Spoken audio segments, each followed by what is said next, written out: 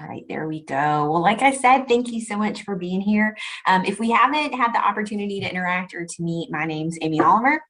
I work here at Medpm in our training and certification and mentor program, and I am super excited about today's topic about the labor crisis. And I have been doing a ton of research and really trying to get my head around what is happening in the labor market right now and what we can be doing as employers to interact and overcome some of these really unique challenges. So we are going to be going through a lot of data, and I've hopefully tried to condense that or put that in a platform and in a way that's easy to interact with, easy to understand, easy to read. But if you ever have any questions, please feel free to interrupt me. You can come off mute and interrupt me, or you can put something in the chat. We're always happy to make sure that you guys are getting exactly what you need. So please know that if you have any questions or have anything you want to share, you can absolutely jump in. That is totally great. So when we talk about the labor crisis, kind of where are we going? What are we talking about? And so, oh, that is not the right page. So sorry, guys. Here we go. Here's the labor crisis. And so the reality about the labor crisis is that it's not a new problem. A lot of us are convinced that or believe that really the labor crisis started with COVID or certainly kind of started to snowball with COVID, and we're still dealing with that. But the reality is it's not a new problem. COVID did exacerbate the problem. But in February of 2020, which was obviously before the COVID crisis really hit, 70% of US businesses were reporting a talent shortage already. And that is obviously exacerbated by what happened with COVID. And we'll talk about all of that. But currently, the US is facing a record 11 million job openings, 11 million posted available jobs. And there is a shrinking number of people that are available to fill those jobs. And I know y'all are feeling it. I know we're feeling it. It has been really challenging to recruit, to retain, to find people. It's taking much longer to fill jobs. The quality of the applicant pool is not as high as it used to be. There's certainly much more competition for jobs today than it felt like there was, 3, 4, even 5 years ago. So really what's happening and what's happening culturally that is contributing to that? Well, the answer is a lot of things. And so how did we really get here? And there's really 3 main contributing factors. I'm going to break those down as we go. But the first is we have a decreasing population. There's been 50 years since the 1970s, 50 years of birth rates that are below the replacement level. So the replacement level is about 2.1. It's above 2 because we account for some degree of death. And so that makes sense. If 2 parents want to replace their working place in the workforce, they need to have 2 children who will grow up and work, right? Well, for 50 years, we've had a birth rate below that 2.1, below that replacement level.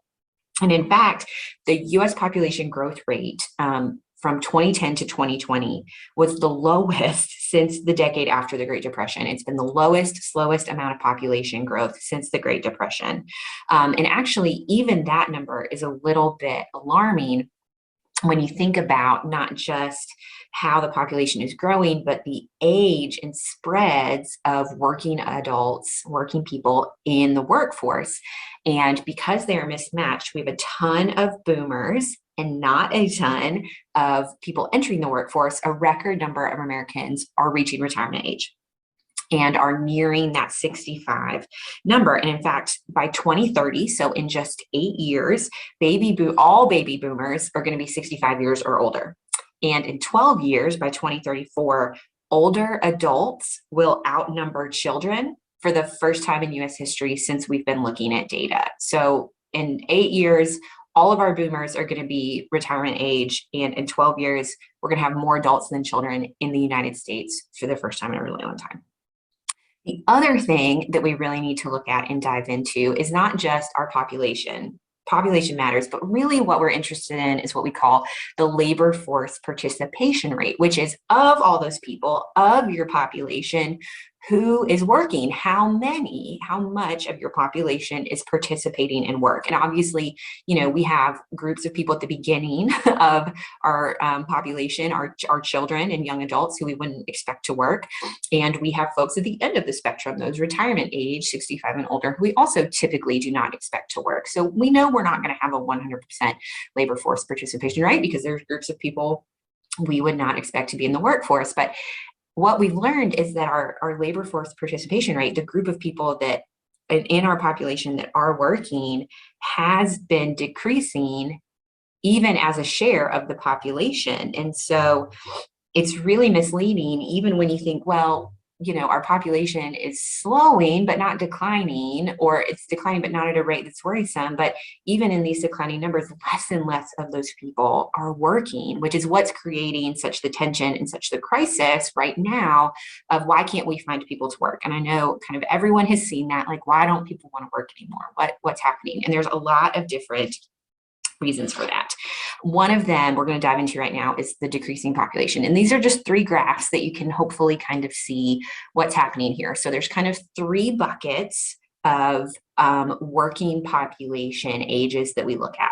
The first is 55 and up. So anyone 55 and older, and by we, I mean, the world at large, the organization at large, would call imminent retirees, people who are going to exit the workforce sometime soon. And you can see, based on this graph, from January of 2011 to January of 21, this number of 55 older people in the population wildly grew.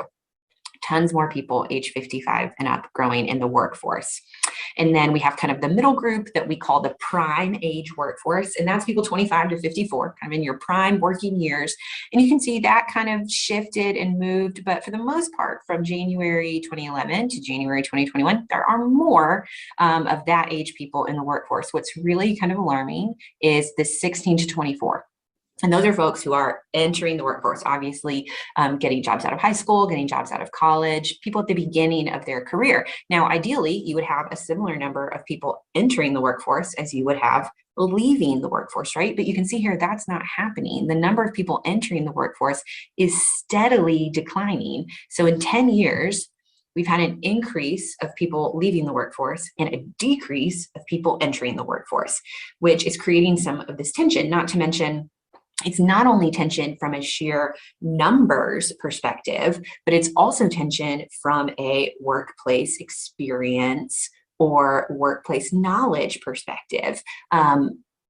If you have someone retire who is seasoned, has lots of experience, has maybe been with your organization or in your field for a really long time, it is not typically comparable to replace that person with someone who is new in their career. That's not to say it can't be done or that sometimes that's not the right thing, but that typically we aren't looking to replace really seasoned, high level, well-experienced individuals with entry-level employees. And so what we have is we're moving people up into these higher levels of employee groups that are leaving, but we don't have anybody to backfill those positions. We're really low on entry level, no experience needed, new grad jobs. And so what's happening is we're moving all of these people up, these 25 to 54-year-olds up into these roles vacated by boomers, but we can't backfill. We can't fill to these lower positions. And so that's creating a lot of tension just from jobs, but also from experience. So now what's happening is this 25 to 54 group is feeling really crunched because what's happening is they're assuming more responsibilities from the folks that have retired. They're moving up, but often what is happening, we can't fill their position that they were currently holding very quickly. And so they end up doing kind of 2 jobs for a while, or they end up doing a job and a half, or they're keeping some of their responsibilities as they take on more responsibilities, which is creating a lot of compression and a lot of pressure on these prime age workers. And some of that is just, hey, can you fill in the gap? Can you do this while we recruit? And it's just taking longer to recruit. And some of it is just, we can't do this. We can't find anybody. We're just going to end up restructuring what your job looks like, which again is creating all this tension in the workforce. So basically, the whole point is that there's a growing number of companies who are depending on a shrinking number of employees. The number of people working is growing less and less and less. The number of people entering the workforce growing less and less and less. And so the competition is really high.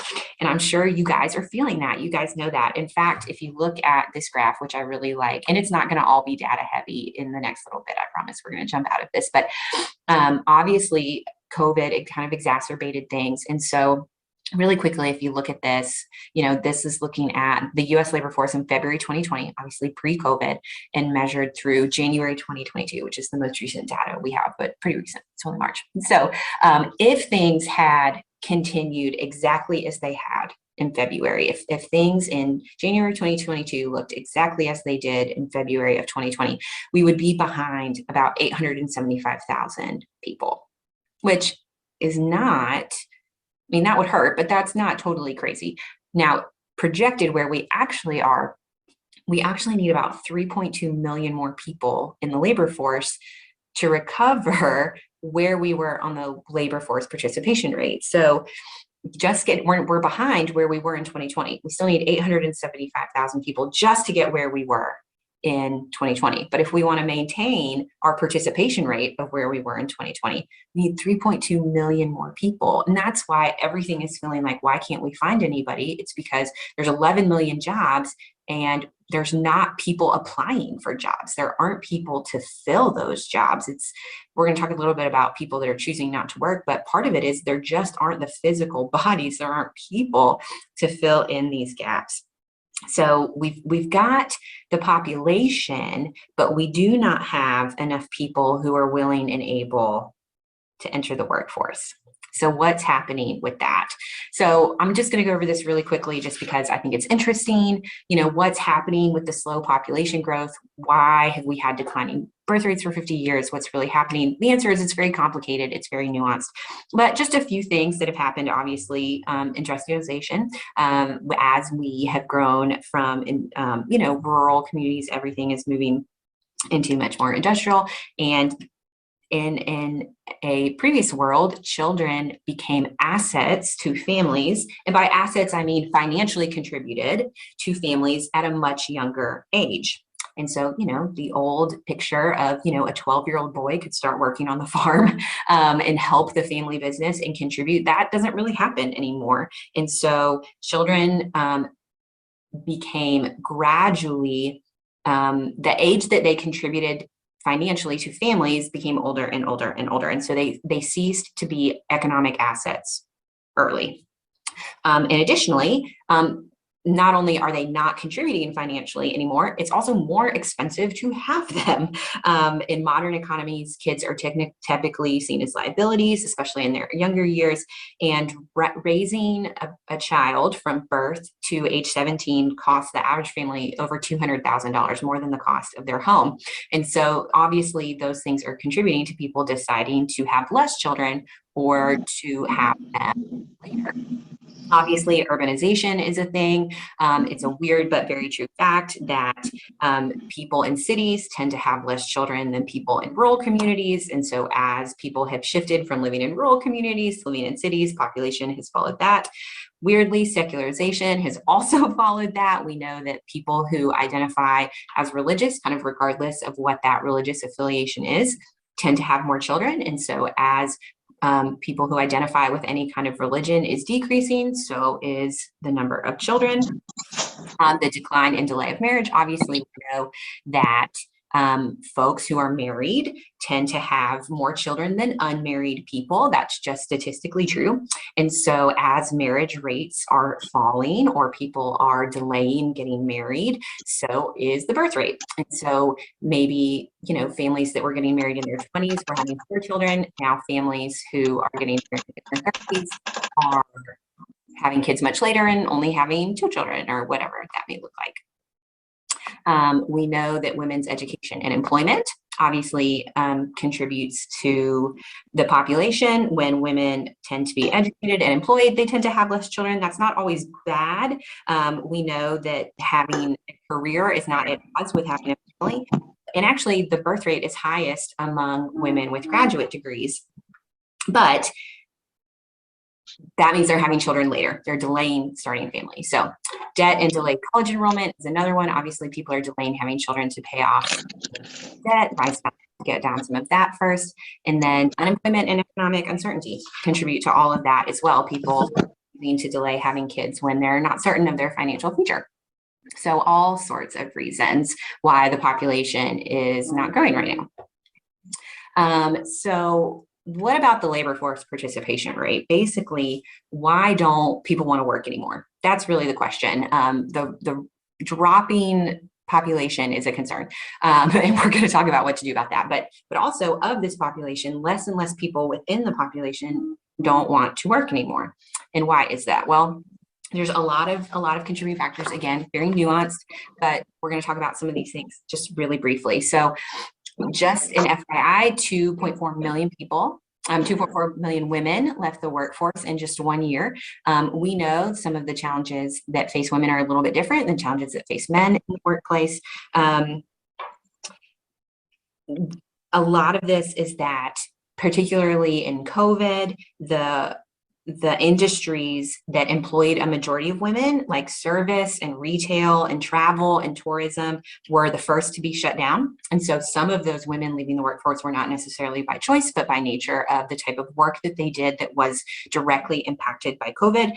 Also, we know that some women left their jobs not as a direct result of COVID shutting down their industry, but out of necessity because school changed. And so families could no longer have two working parents with a child that was primarily in school virtually, or that needed to take care of kids because of distance learning, or just burnout. Some women we know left the workforce because trying to manage work from home and school from home and all those things was too much and became burnout. And so if you're wanting to bring back some of these women, one of the things you have to think about is how can we attract women specifically. We'll talk about that a little bit later, but these women that have left the workforce, how do we get them back in the workforce? And that's a little bit different than recruiting specifically for men. Another thing is that men have also been dropping out of the workforce since 1980, which is really interesting and really weird. But in 1980, the participation rate for prime age men, so remember that's 25 to 54. So men in 1980, age 25 to 54, were participating at work at 94%. 94% of prime age working men were working. But by 2019, it had dropped to 89%. You may think 6%, or 5%, that's not that much. That's millions and millions of people, and we're talking about on the population scale.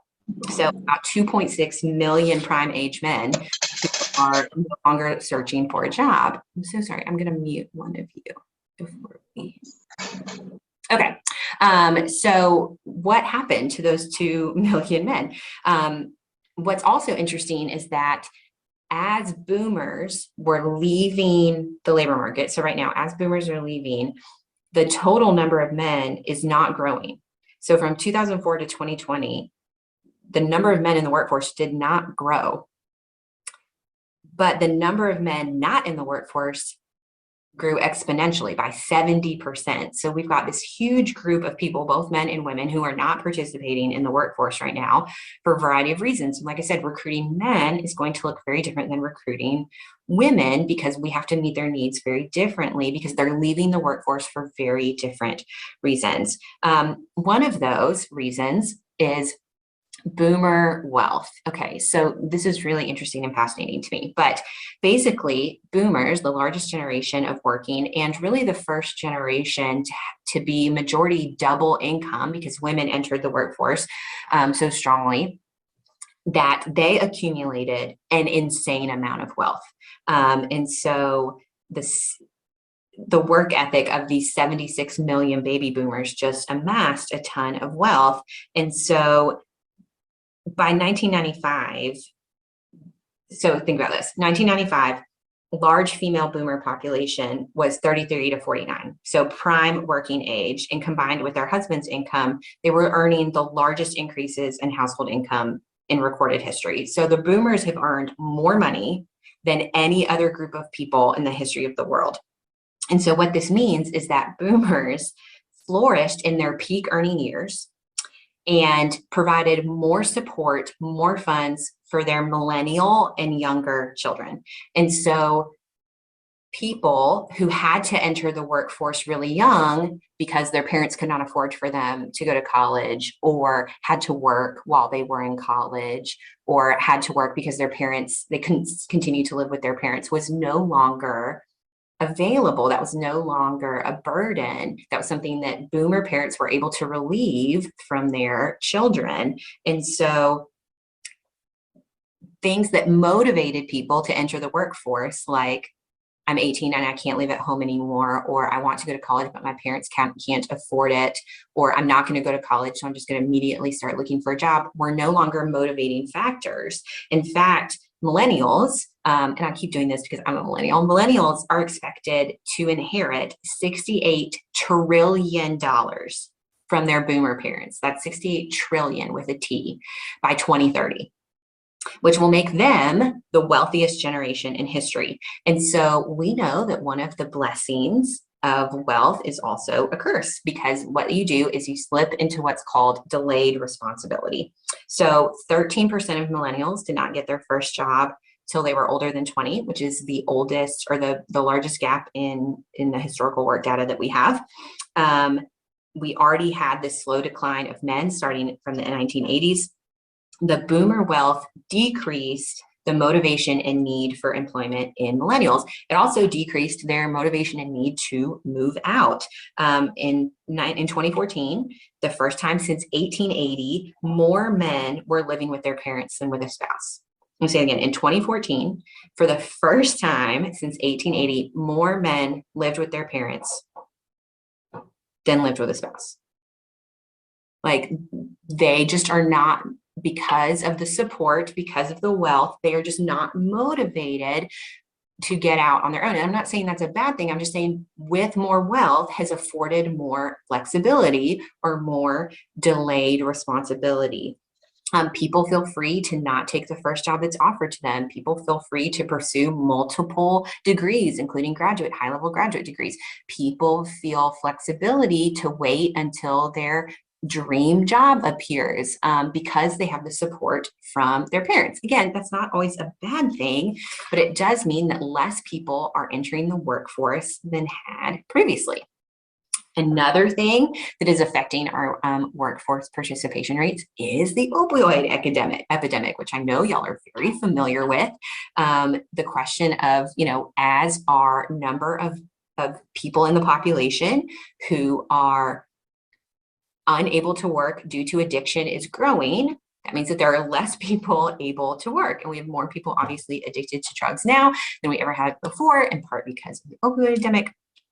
And in fact, in a 2019 study, they found that there was a strong link between the prescription rate and the labor force participation rate. So as the prescription rate increases, labor force participation rate goes down. So we know that that's a contributing factor, that means that there are adult men and women who could be working but are not working because of addiction problems. And lastly, there has been a big attitude shift in the rise of part-time work. So people are just trending towards preferring part-time work. Now, whether that's because of the boomer wealth, delayed responsibility, people's desire for work-life balance, whatever is contributing those things, flexible schedules, that is becoming the norm. People are more open to part-time work than they have ever been before. And in fact, just men working part-time jumped over by 2 million from 2007 to 2019. So the number of people just interested in part-time work and willing to look for part-time work is blowing up.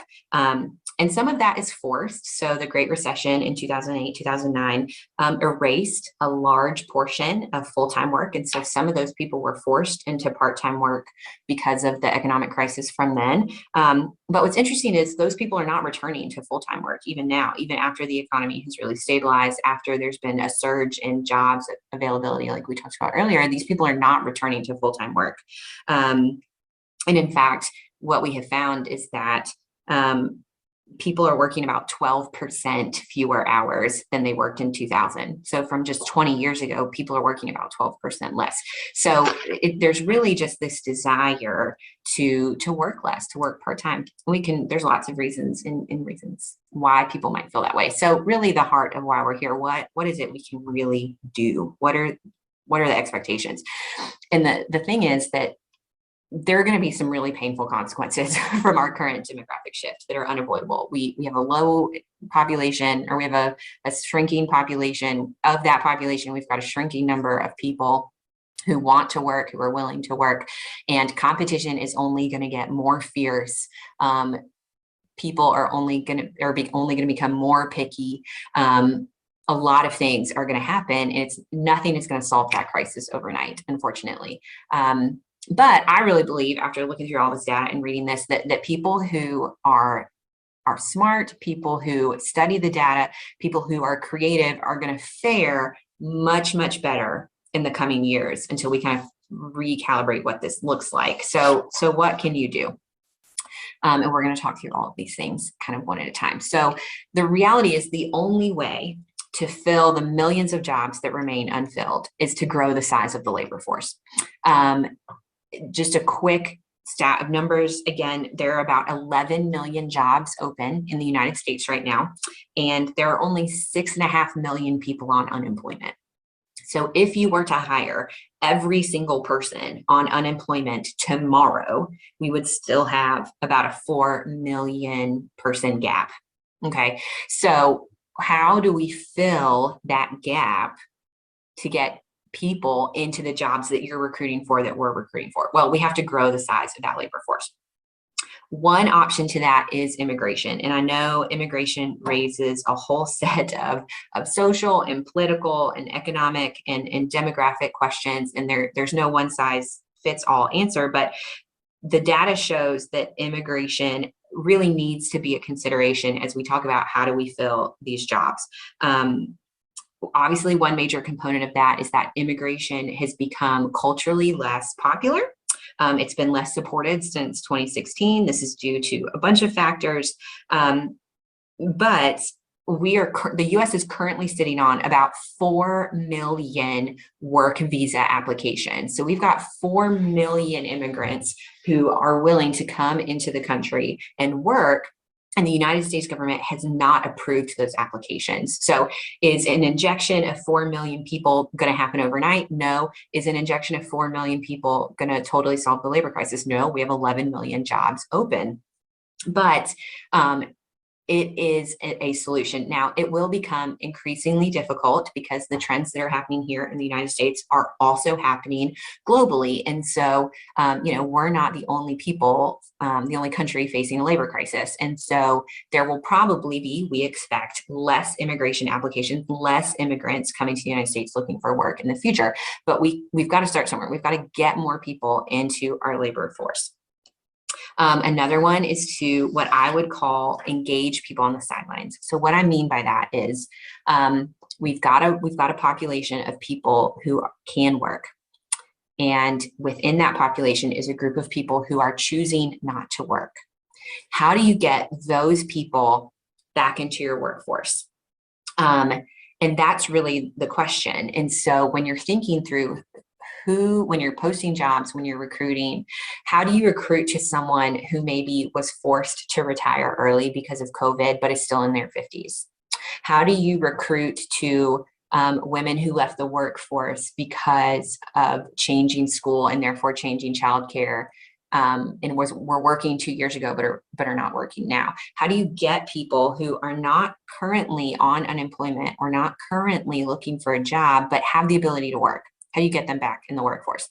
And I think what you've got to do is really think about what is attractive to that type of candidate. And that's going to look really different to a candidate who is currently looking for a job. And so are there things in your environment, in your office, in your, sphere of influence that you can adjust to be attractive to that type of candidate? So this is something we are actually really actively thinking through at my organization, because we, just like everyone else, are having a hard time hiring. And so we're specifically thinking through how to target employees who are 50 years and older, who were forced into retirement early because of COVID. Now, my organization did not personally force anyone into retirement early, but obviously that happened in other organizations in our area. And so how do we go after those people? Maybe they just decided, you know what, yeah, I wasn't planning to retire this early, but they offered me X amount of money, or they really encouraged me to do that, so I'm just going to do it. Well, those people are still of working age and can contribute. How do we get them back in the workforce? And what we're finding is that group of employees really wants different benefits, really want different work schedules. They're enjoying parts of this retirement life. So how can we maintain what they're enjoying about retirement while also pulling them back into the workforce? They're not interested in coming back to work full time. So we're looking at, what does it look like to recruit 50-plus-year-olds into part-time jobs? How can we reskill, upskill, retrain? I'll talk more about that in a minute, but what does that look like? Another kind of angle that we're taking is, are there ways that we can reach out to women who left the workforce due to childcare that we can help address? And so we are really looking into, can we partner with local childcare to offer discounts to our employees? Or can we offer benefits where we cover a portion of childcare costs in order to get them back into the workforce? Are there groups of people who maybe left the workforce when they had young children, and now their children are school aged and would be willing to work, between school hours, but really want to be home for their kids after school? Can we creatively set up jobs to recruit those people? Do we have the ability to let those people work unusual hours? One thing we're really considering and looking at is, in some of our departments that are traditionally and historically 8 to 5, instead of offering regular 8 to 5 schedules, can we, for one full-time person, can we hire 2 part-time people, and one of them work 7 to 1 and the other work 1 to 7? Or whatever that looks like. We're trying to be really creative about what this looks like, because we know that there's groups of people that are just not going to return to the workforce in full-time capacity. And so how can you design some of your jobs to work in a part-time function, or to hire multiple people into part-time roles to kind of piece together what you had previously? Basically, recruiting is going to have to require a lot of creative work solutions. I think we've also got to be really mindful of considering candidates we have historically not considered. So people with less advantaged backgrounds, veterans, people with physical health challenges, people with criminal histories that we maybe would have never let work for us, but maybe we're willing to think about what that looks like. People, recent retirees, caregivers, all those things that I discussed, really the reality is, the days of getting a ready-made candidate who checks all the boxes and is ready to come into your organization and just pick up on day one and go are gone. Those days are not here, and they're not going to be here for a long time, unless you just are an organization who can pay top dollar. Because what we're finding is those candidates who are ready-made, who are perfect, are going to make a ton of money, and they're all going places who just have cash to burn and can pay their people an exorbitant amount of money. Maybe that's you. Maybe you can just increase your salaries, increase your compensation, and start, really investing in your people in that way. But most of us are not in that situation. Most of us cannot just blow up our compensation budget overnight. And so how do we find people that we can afford in today's world? And what does that look like? And it's probably going to look very different than the candidate of 10 years ago or 5 years ago. Another thing we're considering is, as population as not population, as life expectancy is increasing, people are living longer, and as much of our work is not physically demanding, is there a way that we can extend the retirement age? Can we talk to folks about what it would look like to work past 65? And some people are very interested in that in creative ways. Other people are not. But how can we retain folks with institutional knowledge, with job experience, with work experience? How can we talk to them to that? If they're into retiring, could we do a slow retirement? Can we bump them down to part-time, and then even more so part-time, to kind of retain all of that information? Really, you're just going to have to get creative about what do jobs look like? What does recruiting look like? What kind of candidates are we going after? Because if there's only 6.5 million people who are trying to get jobs right now, and that's not true, that's just people on unemployment, but if everybody is going after people who are currently working, all we're doing is just moving around pockets of people, and we're not actually ever going to have enough people to fill the jobs that we have. Remember, 11 million jobs, 6.5 million people on unemployment. There's this huge gap. So I think the companies that will come out ahead in the coming years will be companies who are really thoughtful and mindful of engaging folks who are able to work, but for some reason are not right now, and being really smart and really creative about how to get those people back in the workforce. Kind of as a joke, I put on here, have more babies. That would be great. If anyone wants to, invest their time and money into inventing a time machine and going back 20, 30, 40 years and just encouraging people to have a ton of kids, that would be amazing. Even if we, started seeing a huge push in childbearing and population growth, obviously that's not something that changes overnight. You're not going to see the payoffs of that for 20, 25, or even 30 years. So it's certainly something to think about. There's not a lot of precedence for countries doing a good job of incentivizing people to have more kids. Even in the countries that have invested a lot of time and money in infrastructure, it doesn't seem to be moving the needle that much. So, if any of you have bright ideas on how to encourage people to have more babies, that is probably something that is open for discussion.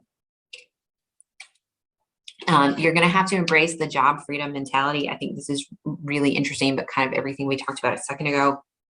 Can you offer flexible schedules? Can you have 2 part-time employees? Can you do can you embrace a 7 on 7 off, or a 1 week on 1 week off? So you've got 2 part-time employees who are essentially on off weeks. What can you do? Can you allow remote work? Can you extend hours? Can you let somebody work from 9 to 2, and then again from 8 to 10? So that they can be home with their kids in the afternoon, but then they can log back in remotely and do those last 2 or 3 hours of work a day from home. I think you're just going to have to be really, really creative and flexible hours. I think contract work is about to blow up, remote work, hybrid options. You're just going to have to change your expectations of both older talent and new recruits. And I think the interesting thing here is higher pay. There's a lot of evidence that higher pay is not always going to win out. It's not always the thing that people are looking for. But incentives like flexible and reduced hours, mobility, recognition, more vacation time, more sick time, whatever that looks like, is actually going to be what draws people into your organization and potentially keeps them. And the real overarching thing of this is, don't rely on what has worked in the past, because what has worked in the past is not going to work for employees today. I tend to always say to people, what got you here is not going to get you there. And so I think find out what's motivating people today and adapt.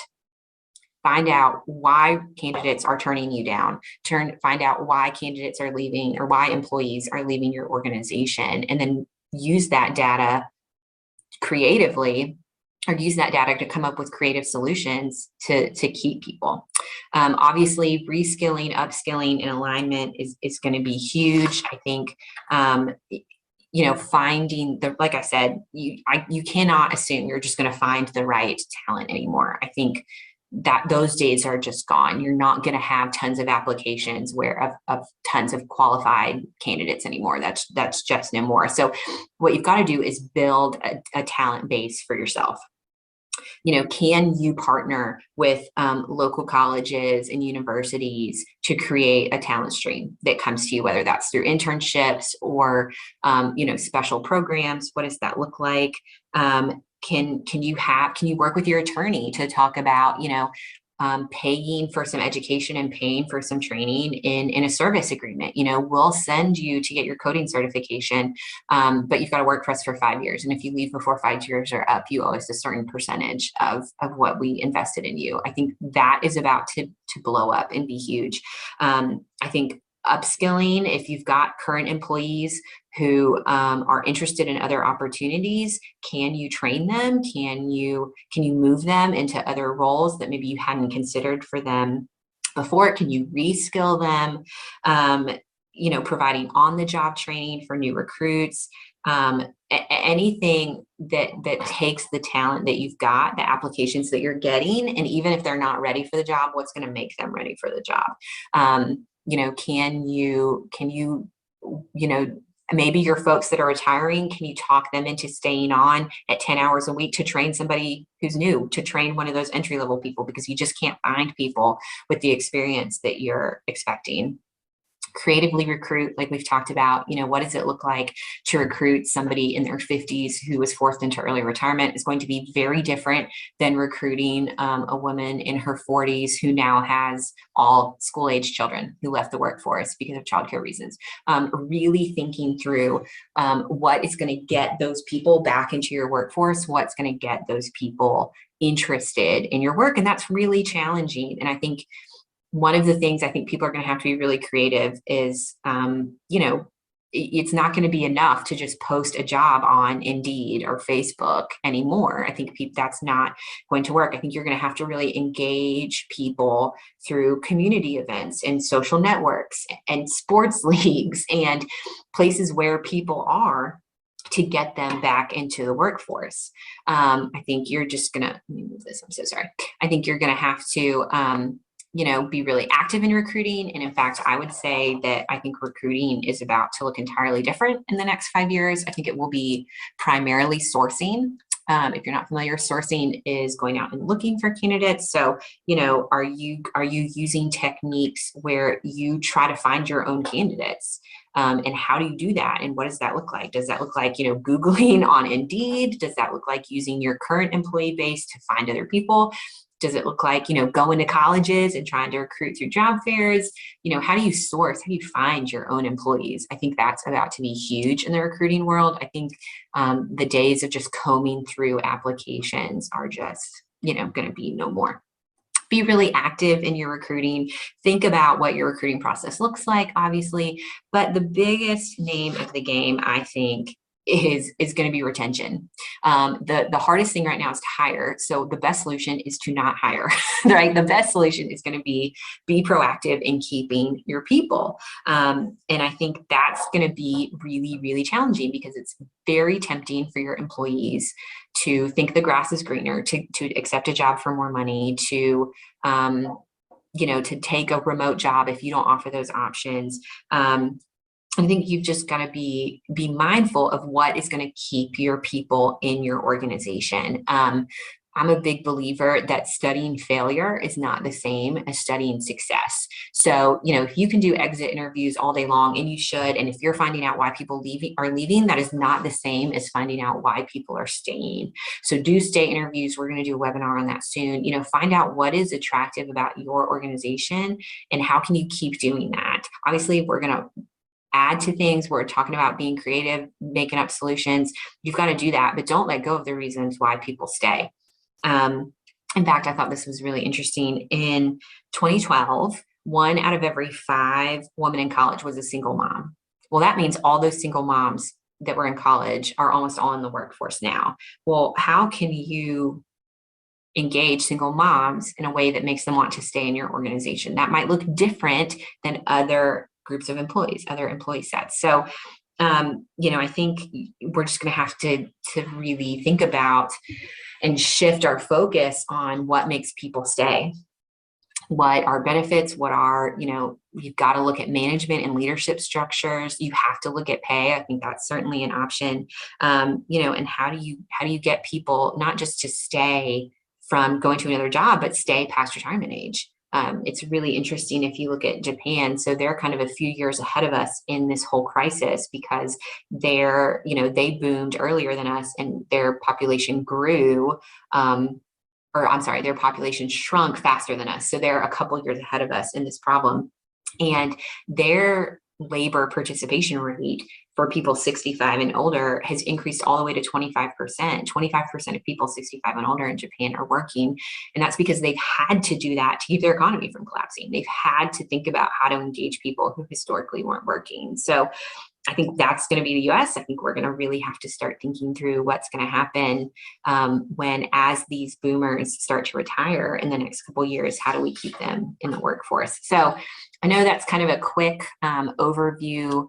What ideas or questions? We've got about 15 minutes before I want to honor y'all's time, but what questions or comments or strategies do you guys have for getting people to work, for going through applicants, for recruiting, for sourcing? Is there anything that you guys are doing that you feel like is working really well? Are there any secrets or tips that you have? I know other folks on the call will be really interested to hear from you guys and from each other, what you're doing. Or do you have questions for me about some of the information that we walked through or talked through today? So if you want to come off mute or put in chat, what ideas or questions or concerns do you guys have about labor market today? I know it's a lot of information that we went through really fast, but what do you guys have or questions can I answer for you guys?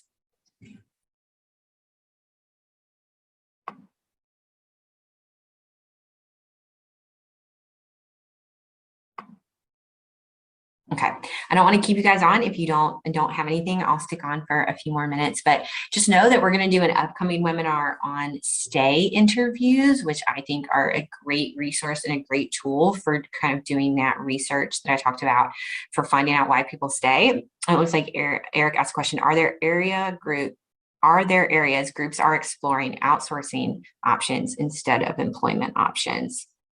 Oh, that's a good question. So yes, sorry, it took me a minute to wrap my head around it.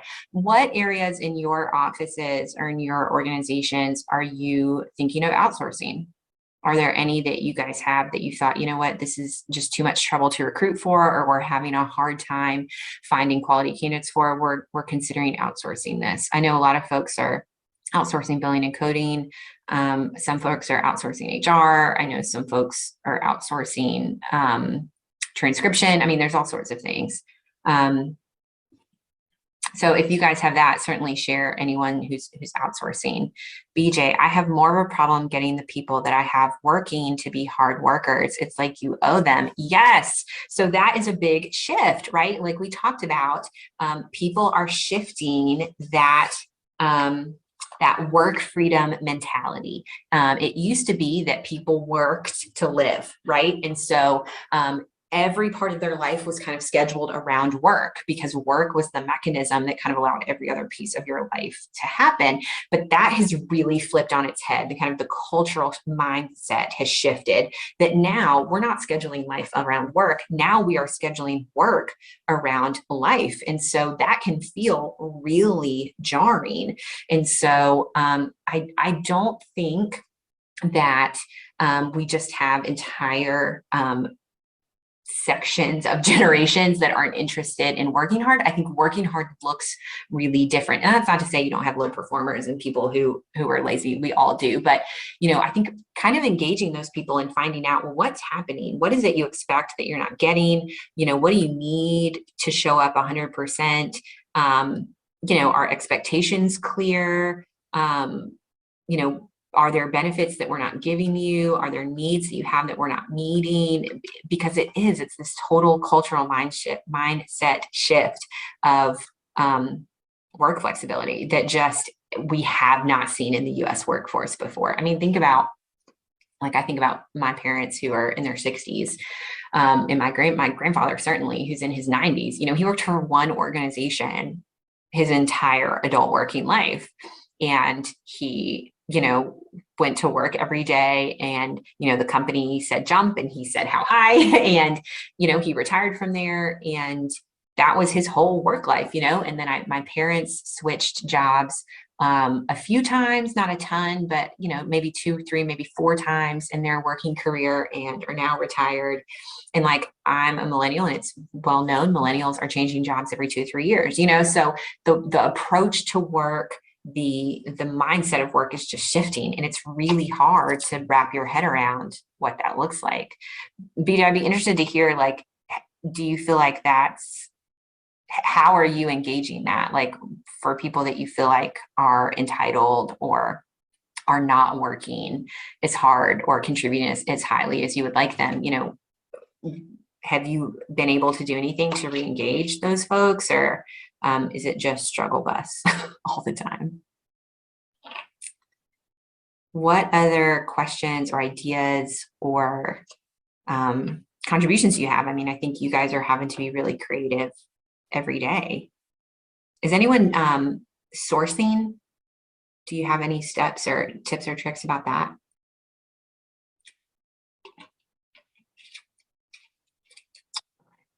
Well, I'm not seeing a lot of other questions or chats. So if y'all, thank you for being here. If you have other questions you want to talk about privately or individually, I'm going to stay on the call for a few more minutes just to make sure you guys have what you need. But thank you so much for being here. I hope this was helpful. I hope it gives you kind of a picture of what's happening. I know it can be really overwhelming because it's such a huge, nuanced problem. But like I said, I think companies. Hi, hello. Can you hear me? Yeah.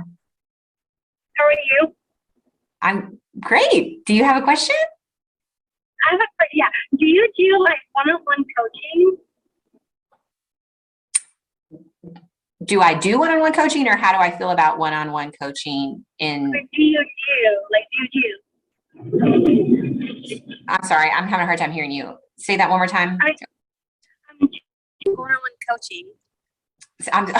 Do I do one-on-one coaching? Is that what you're saying? Yes. Yes. So I do.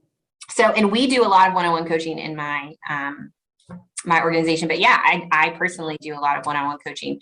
I think the hardest part of practice management is that you're expected to do, 57 hats and be 57 types of different things to people. And so, what Eric and I have found is that a lot of our newer managers need some mentoring and coaching. And so yes, we do that. We have a mentor program. I personally coach people, because a lot of this can be really hard. And a lot of us didn't take classes in college on how to source employees, right? Or how to, how to hire, how to behavioral interviewing skills, how to hold people accountable. So that's a big part of it. And I actually think one-on-one coaching is really effective in engaging employees to rise to your performance standards, especially these folks, that you're having a hard time engaging. So does that answer your question? Yes.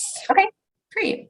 Looks like BJ says, I've tried to pamper them. I've tried buying gifts, giving raises. I've tried discipline. Nothing freaking works. Oh, I know it feels that way. And I know it can be really, really challenging. Well, and sometimes, the reality is not every hire is a good fit, and so I don't want to give false hope that, every employee is a great employee and that everyone will rise to the occasion. Sometimes you just have to say this isn't working. But I think we are going to have to get much more generally creative, because with hiring trends looking the way they are, we used to say, well, it's just not working, cut bait, I can find somebody else pretty quickly. And that's no longer true. And so letting people go will sometimes be the right thing. But it's getting harder and harder to fill those positions, and the applicants we're getting are not as qualified as they used to be. More in 2 years than I have in 26 years. Yeah, I mean, it's just really challenging. And I don't know how it's going on the other end of that, after you let someone go, how easily you're able to replace them. But we are having real, and it looks like national trends, it's taking longer to fill posted positions. The pool of applicants you're getting is just not as qualified. It's getting more and more challenging to let people go because it's getting more and more challenging to fill those positions. And so, like I said, I think we're really going to have to start looking at, can we consider candidates that we historically have not considered? And I think there's going to be this huge upswing in soft skills, right? So, and this is something you'll just have to weigh, BJ specifically, would you rather have somebody who's does not have as much experience or the qualifications or the certifications that you need, but is a hard worker? And are you willing to take on the burden of investment in someone who's a good fit and a quality worker and a hard worker, but may not have the skills that you need? And I think that's the rub that I think a lot of us are feeling right now. We're finding candidates that are qualified and experienced or skilled are either too expensive, we can't afford them, or are not good to work with. Or we've got folks who probably could come in and do a really good job, but are not meeting the qualifications that we need.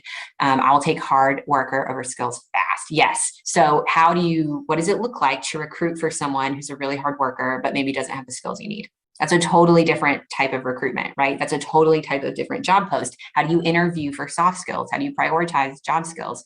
How much financially or time are you willing to invest to get a hard worker who knows nothing up to speed?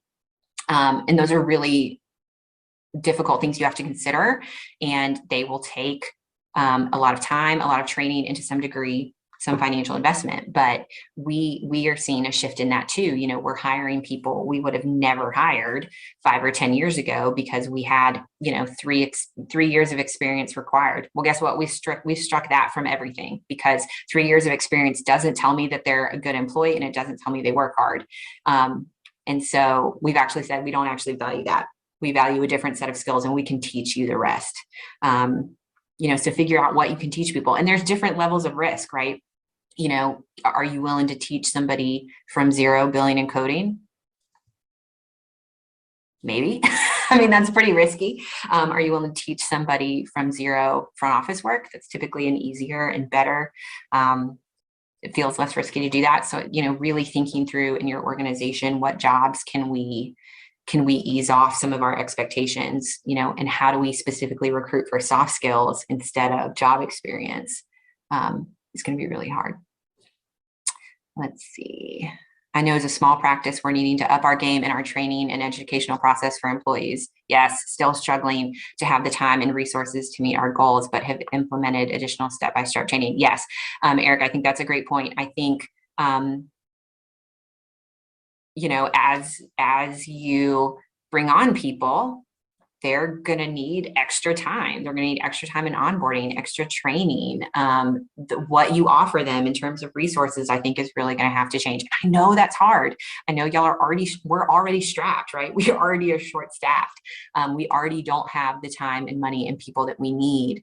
But I think if organizations don't start to make those investments, it's just going to be a snowball, because you'll never have the resources, which means you can't retain people, which means you're always hiring, which means you're never going to have enough people. I mean, it's just this ongoing snowball. So that's part of what's so great about this community, is there are a wealth of resources from each other that can share some of these things and share with you what great practices they're doing, what training programs they've implemented, what onboarding looks like for them. So use each other, use the Facebook group, ask each other, what's working, what hasn't worked, what has been successful, what has been less successful, and learn from each other, because I think that's a huge thing.